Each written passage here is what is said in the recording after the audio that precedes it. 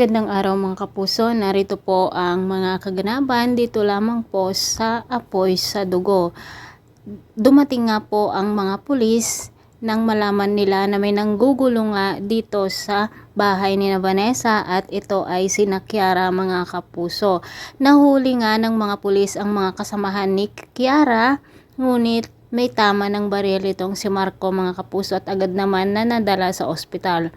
Sobrang nag-alala nga sina Sylvia dahil nga dito sa nangyari kay Marco, ngunit naging stable din ang kanyang kalagayan mga kapuso. Samantala naiwan si Vanessa dito sa loob ng bahay habang nagtutuos sila ni Kiara mga kapuso at bigla dumating ang pulis na babarilin na sana itong si Kiara, ngunit humadlang si Vanessa kung kaya't nakatakas nga si Kiara mga kapuso. Ang tanga-tanga talaga nitong si Vanessa, no mga kapuso, hindi na niya inisip ang mga ginawang kasamaan nitong si Kiara sa kanyang pamilya.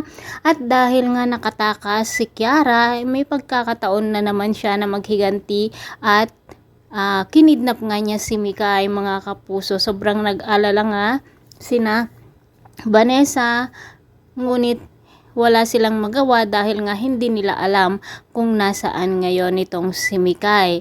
Ito naman ang gagamitin ni Kiara para sa ganon ay mapaniwala si Vanessa na nagsisisi na siya at gagawin niyang alas si Mikay mga kapuso.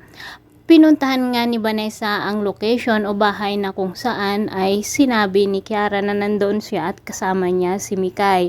Sinabi ni Mikay na makikiusap siya kay Vanessa na patawarin na niya itong si tita niya Angel o Kiara para magkaayos na daw sila mga kapuso. Ngunit habang nandoon na nga si Vanessa ay mayroon ngang sunog na nangyari dito sa bahay at ito na nga yata ang katapusan ni Kiara mga kapuso. Ngunit hindi pa nila nakukuha itong si Mikay. Mga kapuso, pakaabangan po natin ang susunod pangganap dito lamang po sa Apoy sa Dugo. Dito na kaya magwawakas ang kasamaan nitong si Kiara. Sana mailigtas nila si Mikay dahil kawawa naman ang bata. Pakaabangan po natin ang susunod pangganap dito lamang po sa Apoy sa Dugo. Maraming salamat. Bye-bye.